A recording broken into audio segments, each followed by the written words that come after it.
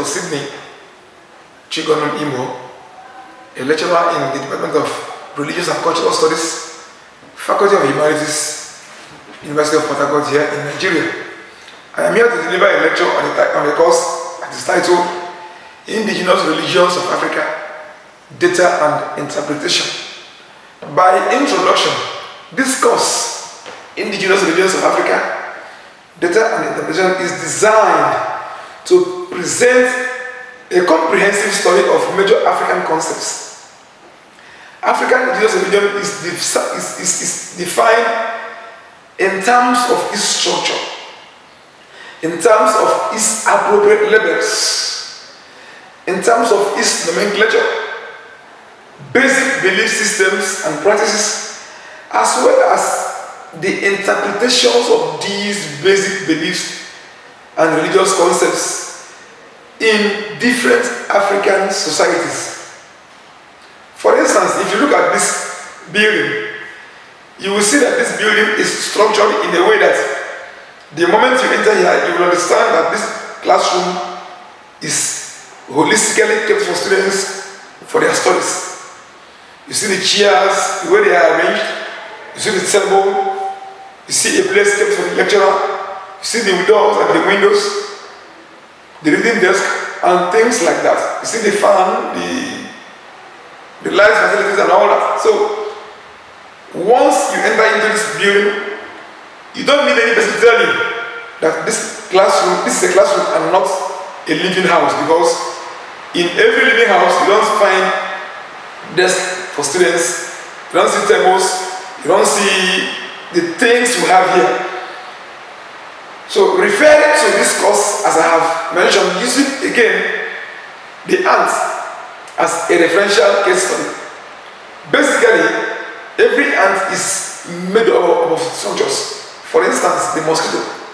The mosquito has 3 regions.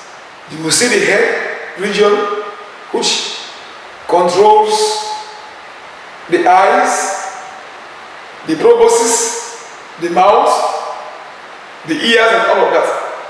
Then you will see the thorax, where the legs are, which gives it protection when it wants to walk. And then you will see the abdominal region that contains its stomach and every other parts that are embedded in them. Using the mosquito as a referential case study, this course, African indigenous religion, is designed like that. It is designed in terms of structures, designed in terms of appropriate labels. The early missionaries, when they came, they didn't see Africans, basically on Sundays going to worship in churches. They didn't see such structures. They didn't see buildings. They didn't see some Christian temples. And some of them came up with the idea that Africans, knew no God because they didn't see churches. They couldn't find Bibles, being carried about by Africans and all of that. So they came up with the idea that Africans didn't know God, which is unlike it, because Africans, prior to the